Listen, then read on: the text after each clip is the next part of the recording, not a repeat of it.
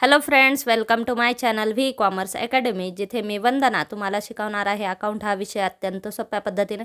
मुलांना आपण 1000 MCQ क्वेश्चन्सची series सुरू केलेली आहे. याच्यामध्ये आपण अकाउंट या विषयाचे MCQ क्वेश्चन्स डिस्कस केलेले आहेत.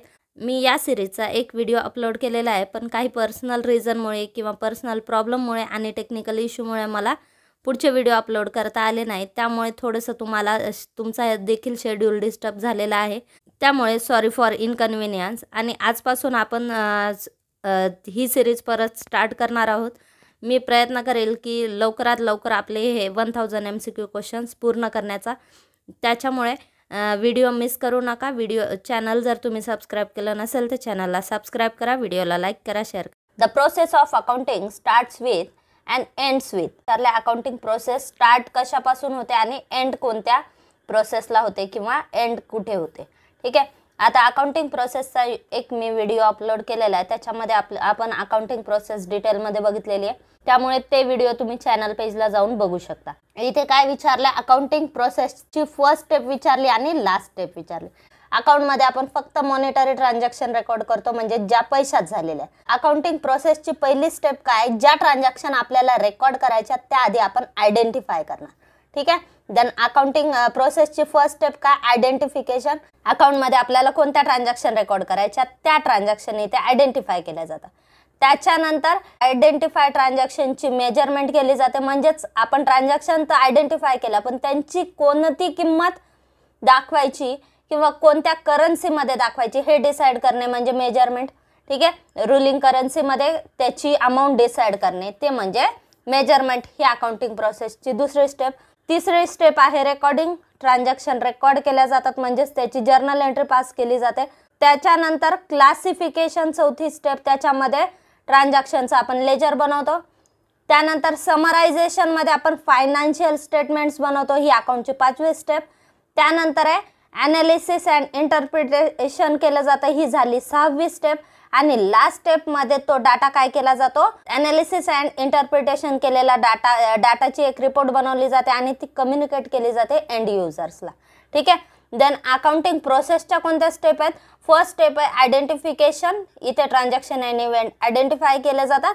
आणि लास्ट स्टेपमध्ये काय केलं जातं, जो फायनान्शियल डाटा युजर्सला गरजेचा आहे तर तो या स्टेपमध्ये कम्युनिकेट केला जातो युजर्सला, म्हणजे इन्फॉर्मेशन कम्युनिकेट केली जाते. तर आता इथे काय विचारलं तुम्हाला, अकाउंटिंग प्रोसेसची फर्स्ट स्टेप आणि लास्ट स्टेप विचारले. अकाउंटिंग प्रोसेस ही आयडेंटिफिकेशन पासून सुरू होते आणि ती कम्युनिकेटिंगला संपते.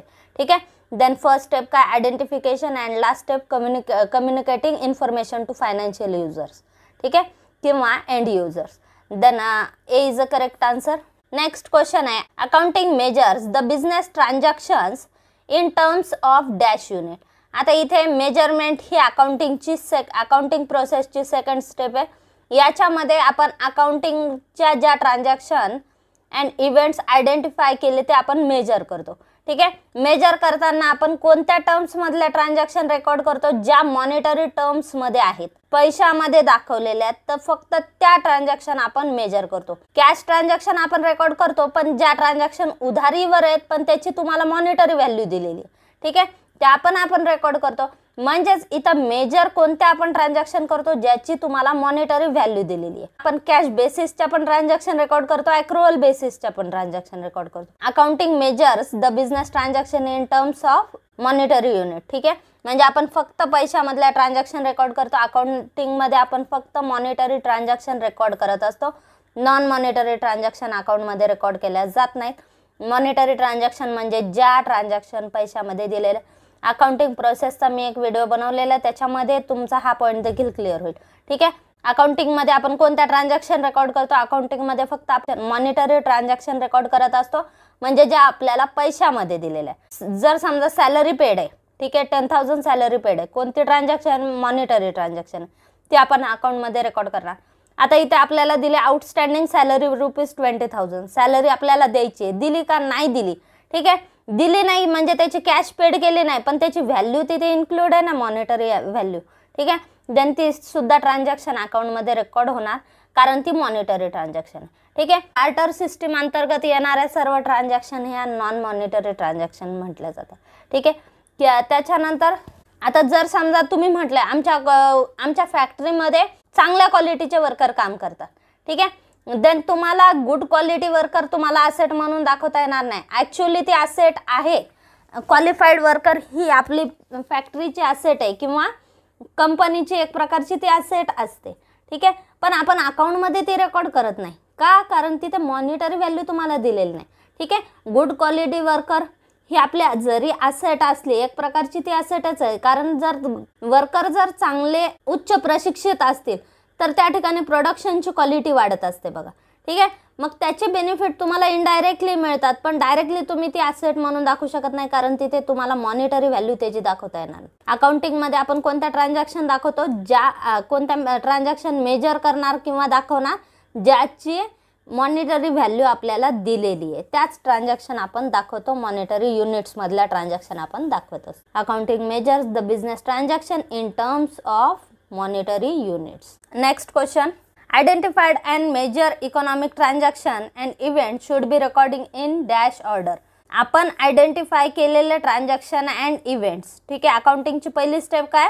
आयडेंटिफिकेशन. त्याच्यानंतरची सेकंड स्टेप मेजरमेंट. आपण अकाउंटमध्ये कोणत्या फक्त मॉनिटरी ट्रान्झॅक्शन रेकॉर्ड करतो.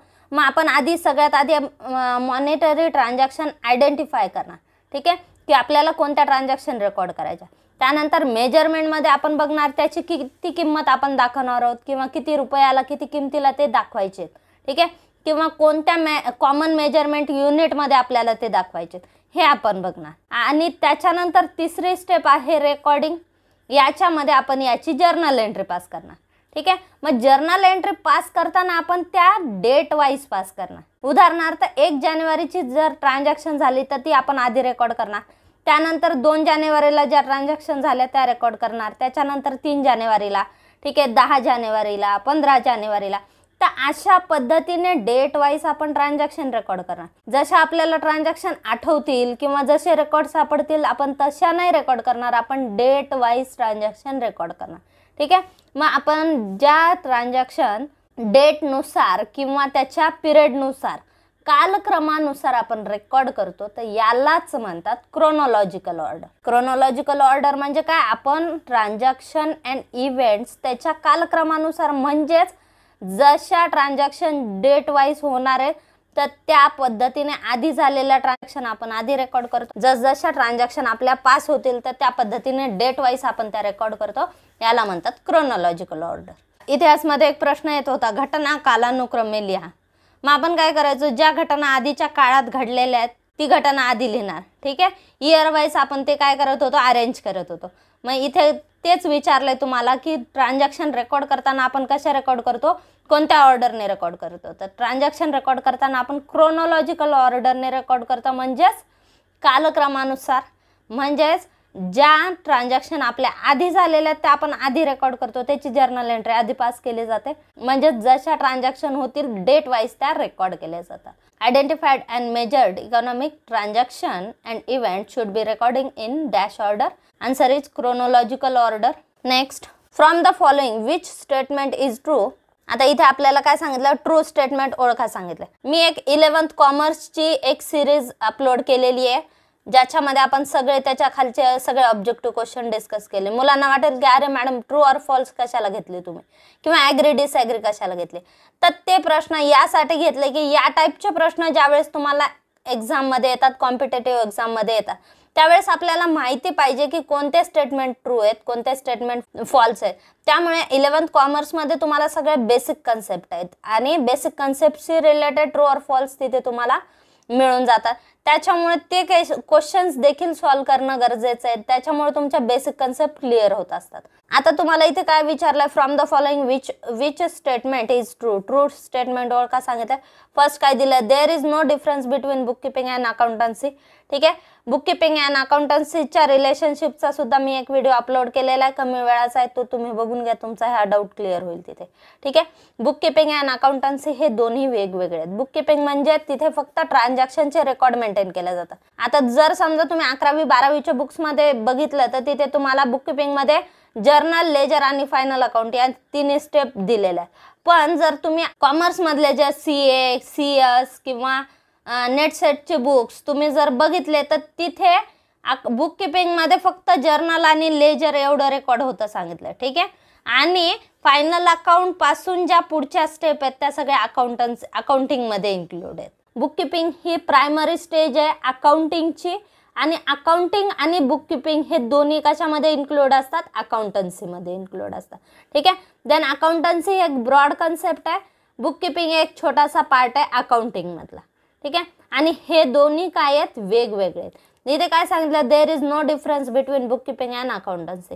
देन हे स्टेटमेंट रॉंग आहे. बुक कीपिंग ही एक प्रायमरी स्टेप आहे, त्याच्या पुढची स्टेप अकाउंटिंग आहे, आणि अकाउंटिंग कशामध्ये इन्व्हॉल्व असते, अकाउंटन्सीमध्ये इन्व्हॉल्व असते, ठीक आहे. अकाउंटन्सीमध्ये आपण अकाउंटिंगच्या ज्या वेगवेगळ्या फॅकल्टी आहेत त्या सगळ्यांना मिळून अकाउंटन्सी म्हटलं जातं. म्हणजे ज्याच्यामध्ये कॉस्ट अकाउंटिंग, मॅनेजमेंट अकाउंटिंग हे सगळं इन्क्लूड असतं. त्यानंतर आहे objective of book keeping are complete recording of transaction and ascertainment of financial effects on the business. आता इथे काय सांगितलं, objective of book keeping. Book कीपिंगचा काय ऑब्जेक्ट आहे, complete recording of business transaction and ascertainment of financial effect on the business. Book कीपिंगचा main objective काय, की financial transaction and events record करणे, ठीक आहे. आणि असर्टेनमेंट ऑफ फायनान्शियल इफेक्ट्स, त्यांचे बिझनेसवर काय इफेक्ट होत आहेत ते फाइंड आउट करणे. म्हणजेच थोडक्यात फायनल अकाउंट प्रिपेअर करून ग्रॉस प्रॉफिट फाइंड आउट करणे, नेट प्रॉफिट फाइंड आउट करणे, आणि बॅलन्स शीट प्रिपेअर करून बिझनेसची फायनान्शियल पोझिशन फाइंड आउट करणे, ठीक आहे. तर हे ऑब्जेक्टिव्ह कशाचे सांगितलेत, बुक कीपिंगचे. हे स्टेटमेंट बरोबर आहे, कारण बुक कीपिंगमध्ये डाटा रेकॉर्ड केला जातो, क्लासिफाय केला जातो, आणि त्याची समरी बनवली जाते फायनल अकाउंट थ्रू, ठीक आहे. ट्रायल बॅलन्स बनवलं जातं, आणि ट्रायल बॅलन्स बनवून त्याच्यावरून फायनल अकाउंट बनवलं जातं, आणि त्याच्याद्वारे बिझनेसचे फायनान्शियल इफेक्ट्स फाइंड आउट केले जातात, ठीक आहे. देन हे स्टेटमेंट बरोबर आहे. त्यानंतर पुढचं आहे, book keeping is not a part of accountancy. Book keeping हा अकाउंटन्सीचा पार्ट नाही आहे हे सांगितलं, ठीक आहे. देन हे स्टेटमेंट रॉंग आहे. बुक कीपिंग कशामध्ये इन्क्लूड असते, अकाउंटिंगमध्ये इन्क्लूड असते, आणि अकाउंटिंग अकाउंटन्सीमध्ये इन्क्लूड असते, ठीक आहे. त्यामुळे बुक कीपिंग हा अकाउंटन्सीचाच एक पार्ट आहे.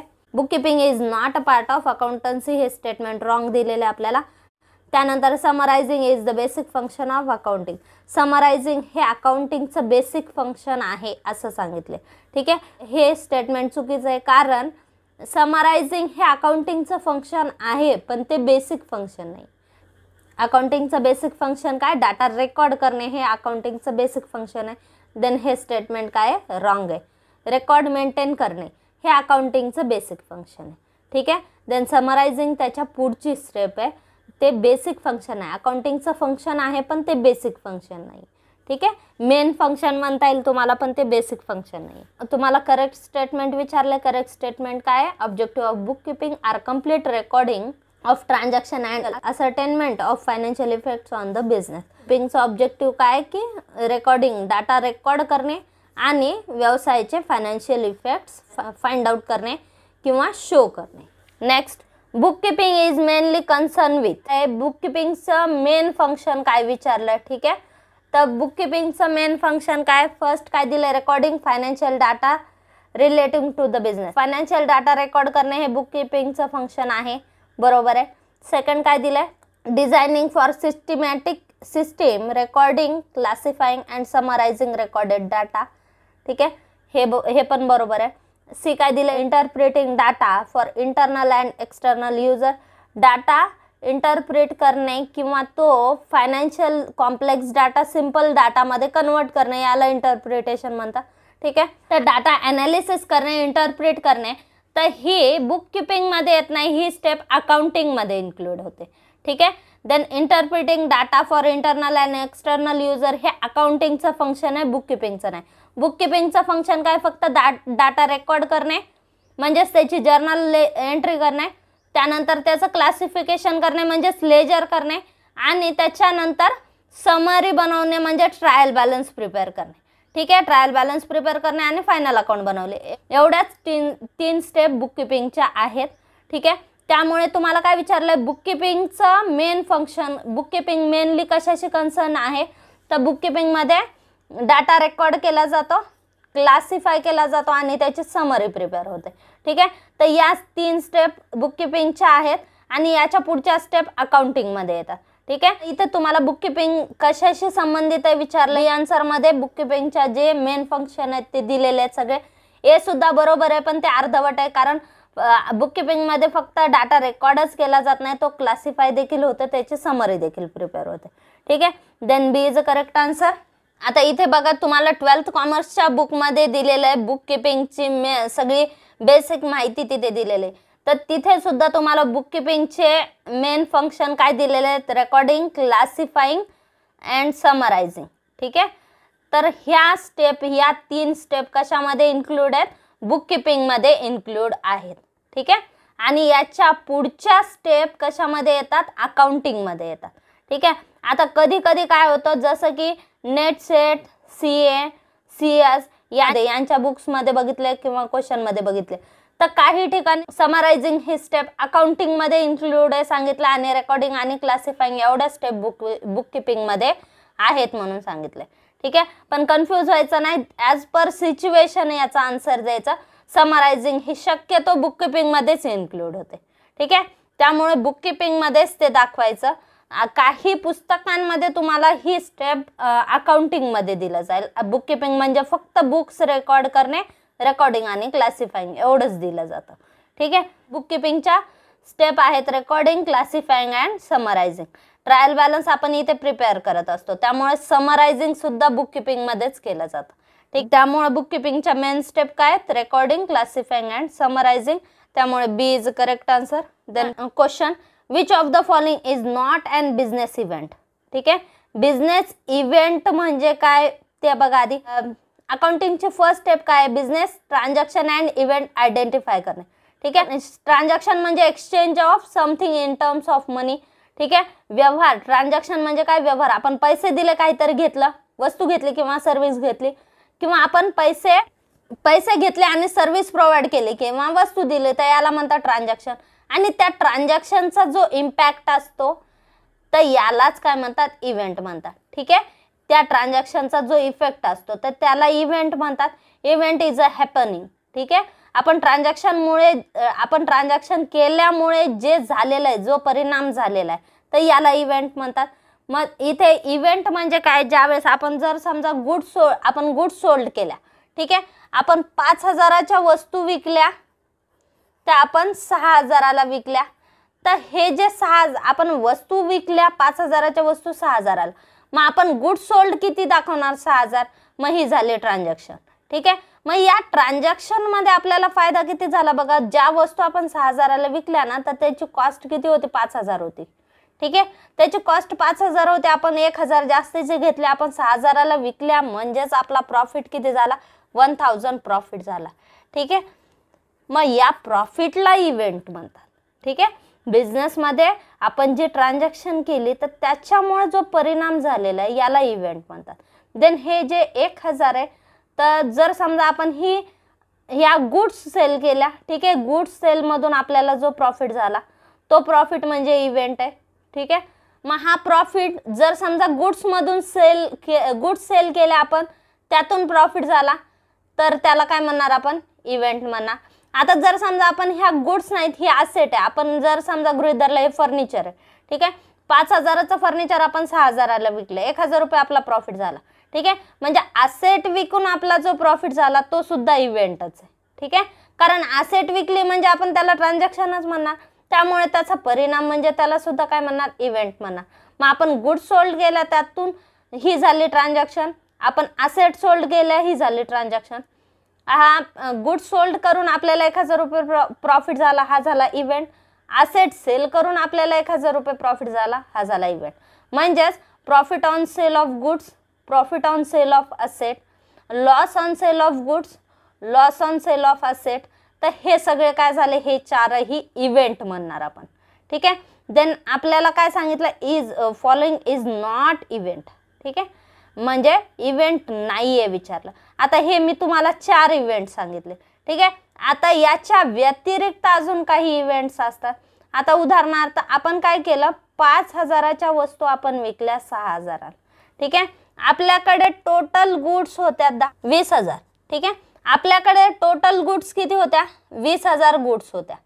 मग त्या 20,000पैकी आपण सोल्ड किती केल्या? 5,000. अनसोल्ड किती राहिले आता? अनसोल्ड. मग हे जे 5,000 आपण याच्यातून वगळले तर अनसोल्ड किती राहिले? 15,000 गुड्स अनसोल्ड राहिल्या.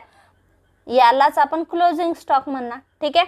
तो क्लोजिंग स्टॉक का बरं शिल्लक राहिला? आपण 20,000पैकी 5,000च्या वस्तू विकल्या. ट्रान्झॅक्शन कितीची केली? 5,000च्या वस्तूच्या विक्रीची आपण ट्रान्झॅक्शन केली, ते केली 6,000ला वस्तू विकल्या. ठीक आहे. देन 5,000च्या वस्तू विकल्यामुळे आपला क्लोजिंग स्टॉक किती शिल्लक राहिलाय? 15,000. देन ह्याला काय म्हणणार? याला म्हणणार इव्हेंट. ठीक आहे. हे जे 15,000चा क्लोजिंग स्टॉक आपला वर्षाच्या शेवटी शिल्लक राहिलेला आहे, तर याला सुद्धा इव्हेंट म्हणणार. ठीक आहे. आता याच्यामध्ये बघा, मी तुम्हाला 4-5 पॉइंट सांगितले. हे सोडून जर कोणता पॉइंट असेल तर त्या तो इव्हेंट नाहीये. ठीक आहे. मग आता इथे बघा, क्लोजिंग स्टॉक आत्ताच मी तुम्हाला सांगितलं, क्लोजिंग स्टॉक हे काय आहे? इव्हेंट आहे. ठीक आहे. इव्हेंट आहे हा सुद्धा. त्यानंतर आहे profit on sale of machinery. आपण मशिनरी सेल केली, 1,000 रुपये प्रॉफिट झाला, मग तो सुद्धा काय? इव्हेंट आहे. ठीक आहे. त्यानंतर आहे loss on sale of machinery. 6,000ची मशिनरी आपण 5,000ला विकली, लॉस 1,000 झाला. ठीक आहे. मग हा सुद्धा इव्हेंट आहे, कारण आपण 6,000ची मशिनरी 5,000ला विकल्यामुळे आपला लॉस झाला, या ट्रान्झॅक्शनमुळे आपला लॉस झाला, मग त्याला सुद्धा इव्हेंट म्हणतात. आणि हे काय दिले? Sale of machinery. आपण सेल केली, मशिनरी सेल केली. ठीक आहे. मशिनरी सेल केली 6,000, तुम्हाला ट्रान्झॅक्शन दिली, मशिनरी सोल्ड ₹6,000. ठीक आहे. मशिनरी सेल केली, मग ही काय झाली? ही ट्रान्झॅक्शन झाली. ही ट्रान्झॅक्शनचा रिझल्ट नाही, ही ट्रान्झॅक्शन आहे. ठीक आहे. मशिनरी सोल्ड केली तुम्ही, 5,000ला सोल्ड केली, 10,000ला सोल्ड केली, 15,000ला सोल्ड केली. ठीक आहे. तुम्हाला काय विचारलंय? Which of the following is not an business event? Business event नाही आहे विचारलंय. देन हे सेल ऑफ मशिनरी ही ट्रान्झॅक्शन आहे, हा इव्हेंट नाही आहे. ठीक आहे. आता याच्यातून जर तुम्हाला प्रॉफिटची अमाऊंट सांगितली, त्यांनी 20,000 प्रॉफिट झाला, 30,000 प्रॉफिट झाला, तर त्याला तुम्ही इव्हेंट म्हणणार. ठीक आहे. या ट्रान्झॅक्शनमुळे जर तुमचा प्रॉफिट किती झाला आहे, लॉस किती झाला आहे, ती जर तुम्हाला इथे अमाऊंट दिली, त्याला आपण इव्हेंट म्हणणार. ठीक आहे. आणि सेल ऑफ मशिनरी आपण सोल्ड केली, तर याला आपण काय म्हणणार? याला ट्रान्झॅक्शन म्हणणार. ठीक आहे. ट्रान्झॅक्शन इव्हेंट मधला तुम्हाला जर डिफरन्स लक्षात आलेला नसेल, तर अकाउंट फंडामेंटल्सचा एक व्हिडिओ मी बनवलेला आहे, तर त्या व्हिडिओमध्ये तुमचा हा देखील पॉईंट क्लिअर होईल. ठीक आहे. त्यानंतर next, which of the following is user of accounts? User of account म्हणजे काय? की अकाउंटिंगची इन्फॉर्मेशन ज्यांना गरजेची असते, ज्या लोकांना डिसिजन मेकिंगसाठी किंवा रॅशनल डिसिजन मेकिंगसाठी अकाउंटिंगची इन्फॉर्मेशन गरजेची असते, फायनान्शियल बिझनेसचा फायनान्शियल डाटा गरजेचा असतो. ठीक आहे. तर त्या लोकांना काय म्हणतात? युजर्स. म्हणजेच बिझनेसचा फायनान्शियल डाटा जे लोक यूज करतात त्यांना युजर म्हणतात. ठीक आहे. मग कोण असतात युजर बिझनेसचे? मॅनेजमेंटला डिसिजन मेकिंगसाठी फायनान्शियल डाटा गरजेचा असतो. ओनरला त्याचा व्यवसाय चालतोय का नाही, त्याची फायनान्शियल पोझिशन बघण्यासाठी त्याला फायनान्शियल डाटा गरजेचा असतो. ठीक आहे. क्रेडिटर म्हणजे आपल्याला ज्या लोकांचे देणे द्यायचे, तर त्या लोकांना फायनान्शियल डाटा कशासाठी गरजेचा असतो? त्यांना जर आपल्याकडून पैसे येणार तर ते बघणार का नाही की आपली फायनान्शियल पोझिशन कशी आहे, त्यांचे पैसे त्यांना परत मिळणार का नाही. ठीक आहे. तर जे बिझनेसशी रिलेटेड पार्टी असतात, ठीक आहे, त्यांचे व्यवसायामध्ये काहीतरी हितसंबंध गुंतलेले असतात, तर या सगळ्यांना युजर्स ऑफ अकाउंट्स म्हणतात. ठीक आहे. आणि हे 2 कॅटेगरीमध्ये येतात, इंटरनल आणि एक्सटर्नल. जे युजर्स व्यवसायाच्या आतील आहेत किंवा व्यवसायामध्ये आहेत, इन्क्लूड आहेत, तर त्याला इंटरनल युजर म्हणतात. आणि जे युजर व्यवसायाच्या बाहेरचे आहेत म्हणजे थर्ड पार्टी आहेत, तर यांना एक्सटर्नल युजर म्हणतात. ठीक आहे. मग क्रेडिटर्स म्हणजे ज्या लोकांना आपल्याला पैसे देणे. मग क्रेडिटर्स कशासाठी अकाउंटची माहिती बघत असतात, फायनान्शियल डाटा बघत असतात? क्रेडिटर्सने एक तर व्यवसायाला पैसा पुरवलेला असतो किंवा वस्तू पुरवलेल्या. ठीक आहे. उधारीवर त्यांनी वस्तू विकलेल्या आहेत आपल्याला. मग आपल्याकडून त्यांना जे पैसे देणे, उदाहरणार्थ हे जे 1 लाख आहे, या क्रेडिटरची किंमत 1 लाख आहे, तर हे क्रेडिटर्स काय बघतील की आपले जे 1 लाख या व्यवसायात गुंतवलेले ते आपल्याला मिळणार का नाही, कधी मिळू शकते, तर याचा अंदाज घेण्यासाठी त्यांना फायनान्शियल डाटा गरजेचा असतो.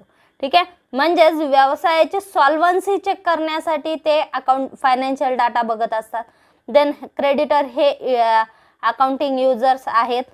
त्याच्यानंतर आहे मॅनेजर. मॅनेजरला डिसिजन मेकिंगसाठी फायनान्शियल डाटा गरजेचा असतो. व्यवसायामध्ये प्लॅनिंग करणे, डिसिजन मेकिंग करणे, फॉरकास्टिंग करणे हे मॅनेजमेंटचे महत्त्वाचे फंक्शन आहे. ठीक आहे, आणि ते पूर्ण करण्यासाठी फायनान्शियल डाटा गरजेचा असतो. मॅनेजर हे एक महत्त्वाचे इंटरनल युजर्स आहे. त्याच्यानंतर इन्व्हेस्टर किंवा शेअर होल्डर. आता ज्या लोकांना बिझनेसमध्ये पैसा इन्व्हेस्ट करायचा, उदाहरणार्थ या व्यक्तीकडे 1 लाख रुपये आहेत. ठीक आहे, तर त्याला काय करायचं, बिझनेसमध्ये पैसा गुंतवायचा, एखाद्या कंपनीच्या शेअर्समध्ये त्याला पैसे गुंतवायचे. मग तो बघेल काय नाही की कोणत्या कंपनीमध्ये हे 1 लाख रुपये गुंतवले तर मला जास्त फायदा मिळेल, हे तो चेक करेल. मग त्यासाठी तो काय करेल, वेगवेगळ्या कंपन्यांचे फायनान्शियल स्टेटमेंट्स चेक करणार किंवा बघणार. ठीक आहे. देन इन्व्हेस्टर व्यवसायाची प्रॉफिटेबिलिटी बघण्यासाठी फायनान्शियल स्टेटमेंट बघत असतात. शेअर होल्डरने व्यवसायात पैसा गुंतवलेला असतो. ठीक आहे, त्यामुळे ते काय करतात, ते आपण जो पैसा व्यवसायात गुंतवलेला आहे त्यातून आपल्याला प्रॉफिट मिळेल का नाही हे बघण्यासाठी ते बिझनेसची प्रॉफिटेबिलिटी बघतात. ठीक आहे, त्यामुळे फायनान्शियल इन्फॉर्मेशन त्यांना देखील गरजेचे असते. आता इथे तुम्हाला काय विचारलं, which of the following is users of account. तर creditors, manager, investor, share holder हे सगळे अकाउंटिंगचे युजर्स आहेत. ठीक आहे, आता अकाउंटिंगचे युजर्स विचारताना तुम्हाला प्रश्न युजर्स ऑफ अकाउंटिंग म्हणून सुद्धा विचारतात. काही वेळेस इंटरनल युजर आहे आणि कोण एक्सटर्नल युजर आहे या पद्धतीने देखील प्रश्न विचारला जातो. ठीक आहे, आता या प्रश्नामध्ये युजर्स ऑफ अकाउंटिंग आपल्याला विचारलेत. Creditor, investor, share holder, manager हे सगळे अकाउंटिंगचे युजर्स आहेत. Then answer is all of this. त्यानंतर next, which of the following statement is correct. ठीक आहे, कोणता स्टेटमेंट करेक्ट आहे विचारले. फर्स्ट दिले book keeping is very old, हे स्टेटमेंट बरोबर आहे का. 11-12ला तुम्हाला एक पॉईंट आहे इव्होल्युशन ऑफ अकाउंटिंग, याच्यामध्ये सांगितलेलं आहे लुका डी बार्गो पॅसिओली यांनी 1494 मध्ये डबल एंट्री सिस्टीम इंट्रोड्यूस केली. म्हणजे बुक किपिंग ही जवळपास तेव्हापासून चालू आहे. कारण बुक किपिंग ही कोणत्या सिस्टीमवर आधारित आहे, डबल एंट्री सिस्टीमवर आधारित आहे. ठीक आहे, म्हणजे जवळपास 1400च्या काळापासून आपण अकाउंटिंग यूज करतो किंवा जगामध्ये बुक किपिंग मेंटेन केले जाते. म्हणजेच हे व्हेरी ओल्ड आहे. हे स्टेटमेंट बरोबर आहे. Book keeping is very old हे बरोबर स्टेटमेंट आहे. Book keeping is primary stage of accountancy. Book keeping ही अकाउंटन्सीची प्रायमरी स्टेज आहे. बरोबर आहे. बुक किपिंगमध्ये आपण डाटा आयडेंटिफाय करतो, मेजर करतो, रेकॉर्ड करतो. त्यामुळे ही अकाउंटिंगची प्रायमरी स्टेज आहे. त्याच्यानंतर आहे function of book keeping is perform by book keeper. Book किपिंगचं फंक्शन कोण करतं, बुक कीपर करतं. ठीक आहे, बुक कीपर म्हणजे जो रेकॉर्ड मेंटेन करेल, ट्रान्झॅक्शन जर्नलाइज करेल, त्याचं क्लासिफिकेशन करेल, त्याला बुक कीपर म्हणणार. ठीक आहे, मग देन बुक किपिंगचं फंक्शन कोण करतं, बुक कीपर. हे स्टेटमेंट सुद्धा बरोबर आहे. Then D is a correct answer all of this. त्यानंतर next, who is the internal user of accounting information. Internal user of accounting information, ज्या लोकांना अकाउंटिंगची इन्फॉर्मेशन गरजेची असते किंवा व्यवसायाचा फायनान्शियल डाटा गरजेचा असतो तर याला काय म्हणतात, युजर्स म्हणतात. जे युजर्स व्यवसायाच्या आतील आहेत तर त्यांना इंटरनल युजर म्हणतात, आणि जे व्यवसायाच्या बाहेरचे आहेत म्हणजे थर्ड पार्टी आहेत तर याला एक्सटर्नल युजर म्हणतात. मग इंटरनल युजरमध्ये कोण येणार, ओनर, पार्टनर, मॅनेजर, एम्प्लॉई, त्यानंतर शेअर होल्डर. तर हे सगळे इंटरनल युजरमध्ये येणार.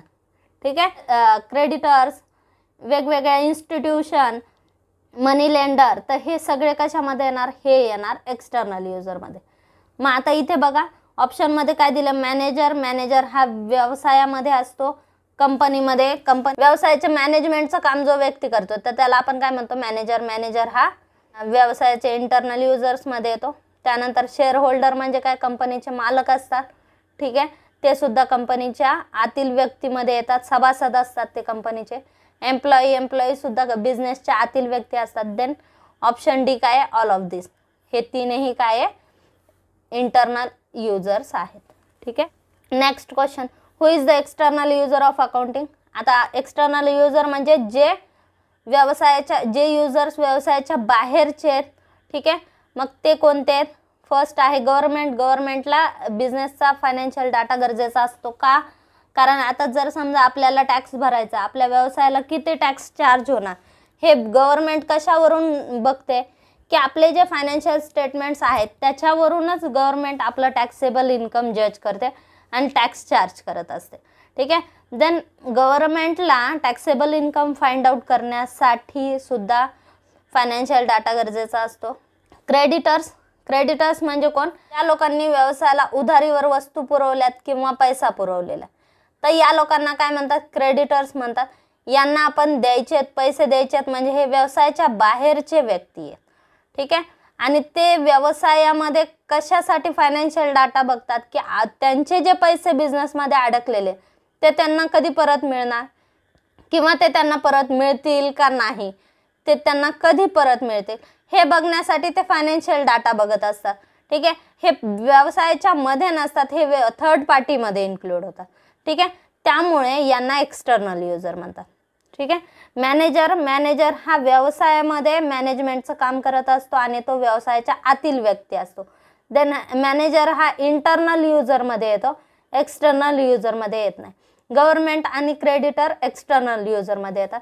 डी ऑप्शन तुम्हाला काय दिलं? Both A and B. ठीक आहे. एक्सटर्नल युजर कोण आहेत? गव्हर्नमेंट आणि creditor. Then D is a correct answer. त्यानंतर next, dash user are group of outside the business entity who uses the information to make decision about the business entity. Dash user are groups outside the business entity. ठीक आहे. व्यवसायाच्या बाहेरील व्यक्तींचा group म्हणजेच याला आपण third party म्हणतो. ठीक आहे. जे व्यवसायाच्या बाहेरील व्यक्ती आहेत त्यांनाच आपण काय म्हणतो? External user. आता तुम्हाला युजर म्हणजे काय की जे लोक अकाउंटिंग इन्फॉर्मेशन व्यवसायाची माहिती यूज करतात त्यांना युजर्स म्हटलं म्हणून सांगितलं. ठीक आहे. हे कोणते असतात? इंटरनल आणि एक्सटर्नल. इंटरनल युजर म्हणजे जे व्यवसायाच्या आतील आहेत लोक ते, आणि एक्सटर्नल युजर म्हणजे जे व्यवसायाच्या बाहेरचे आहेत. आता इथं काय सांगितलं? Groups outside the business entity म्हणजेच बिझनेसच्या बाहेरील व्यक्ती म्हणजेच कोण? External user. Then B is a correct answer. External users are groups outside the business entity who uses information to make decision about the business. External user म्हणजेच काय? व्यवसायाच्या बाहेरील व्यक्ती जे अकाउंटिंग इन्फॉर्मेशन यूज करतात कशासाठी? बिझनेसशी संबंधित निर्णय घेण्यासाठी. ठीक आहे. इंटरनल युजर म्हणजे व्यवसायाच्या आतील व्यक्ती, एक्सटर्नल म्हणजे बाहेरचे व्यक्ती. ठीक आहे. देन आउटसाइड द बिझनेस म्हणजे व्यवसायाच्या बाहेरील व्यक्ती कोण झाले? External users. त्यानंतर next, which is the first step of accounting process. Accounting प्रोसेसची फर्स्ट स्टेप विचारले. ठीक आहे. ऑप्शन काय दिले तुम्हाला? Identification and measurement of economic transaction and event. B दिले communication of information to user. C दिले preparation of financial statement. D दिले नन ऑफ दिस. इथे ऑप्शन ए काय दिले? Identification and measurement. अकाउंटिंगच्या फर्स्ट स्टेपमध्ये आपण डिस्कस केलं. फर्स्ट स्टेप काय? आयडेंटिफिकेशन आणि त्याच्या पुढची स्टेप मेजरमेंट. कोणत्या मॉनिटरी ट्रान्झॅक्शन व्यवसायामध्ये रेकॉर्ड करायच्यात? आपल्या बिझनेसचे financial transaction and event identify करणे आणि ते मेजर करणे. ठीक आहे. तर ही अकाउंटिंगची फर्स्ट स्टेप आहे. ट्रान्झॅक्शन अँड इव्हेंट या स्टेपमध्ये काय केल्या जातात? आयडेंटिफाय केल्या जातात. म्हणजे बिझनेसमध्ये आपल्याला कोणत्या ट्रान्झॅक्शन अँड इव्हेंट दाखवायचेत हे आयडेंटिफाय करणे, त्याची कोणती किंमत, आपल्या रुलिंग करन्सीमध्ये कोणती किंमत त्याची दाखवायची, तर याला काय म्हणतात? मेजरमेंट. तर ही पहिली स्टेप कशाची आहे? अकाउंटिंग प्रोसेसची. ठीक आहे. काही ठिकाणी ह्या तुम्हाला दोन वेगवेगळ्या प्रोसेस दाखवल्या जातील किंवा स्टेप दाखवल्या जातील. काही ठिकाणी तुम्हाला एकत्र देखील दाखवल्या जातील. ठीक आहे. तर दोन्हीही बरोबर आहे. कुठे तुम्हाला वेगळं दिलं जाईल, कुठे एकत्र दिलं जाईल. ठीक आहे. देन अकाउंटिंग प्रोसेसची फर्स्ट स्टेप काय? की ट्रान्झॅक्शन अँड इव्हेंट्स आयडेंटिफाय करणे आणि मेजर करणे. कम्युनिकेशन ही लास्ट स्टेप आहे. प्रिपरेशन ऑफ फायनान्शियल स्टेटमेंट्स म्हणजेच समरी बनवणे, समरायझेशन ही आपली चौथी पाचवी स्टेप आहे. देन फर्स्ट स्टेप कोणती? Identification and measurement of economic transaction and events. त्यानंतर एक लास्ट प्रश्न घेऊ. Only dash transactions are recorded in the books of account of the business. अकाउंटमध्ये आपण कोणत्या ट्रान्झॅक्शन रेकॉर्ड करणार हे विचारले. ठीक आहे. Only dash transactions are recorded in the books of account of the firm. अकाउंटमध्ये आपण रेकॉर्ड करताना फक्त मॉनिटरी ट्रान्झॅक्शन रेकॉर्ड करतो ज्याची पैशातील किंमत आपल्याला, फायनान्शियल व्हॅल्यू आपल्याला माहिती. तर फक्त अशाच ट्रान्झॅक्शन अकाउंटमध्ये रेकॉर्ड होतात. ठीक आहे। नॉन मॉनिटरी ट्रान्झॅक्शन अकाउंटमध्ये रेकॉर्ड होत नाही। मॉनिटरी ट्रान्झॅक्शन जरी त्या कॅशमधल्या असल्या किंवा क्रेडिटमधल्या असल्या दोन्हीही रेकॉर्ड होतात, पण त्याची मॉनिटरी व्हॅल्यू आपल्याला त्याची माहिती असली पाहिजे। मॉनिटरी त्याची किंमत आपल्याला अकाउंटमध्ये दाखवता आली पाहिजे, ठीक आहे। मग ती पेड असो किंवा नसो किंवा ती कॅशमधली ट्रान्झॅक्शन असेल किंवा क्रेडिट ट्रान्झॅक्शन असेल तरी ती रेकॉर्ड होते, पण त्याची मॉनिटरी व्हॅल्यू आपल्याला माहिती पाहिजे। Then A is a correct answer.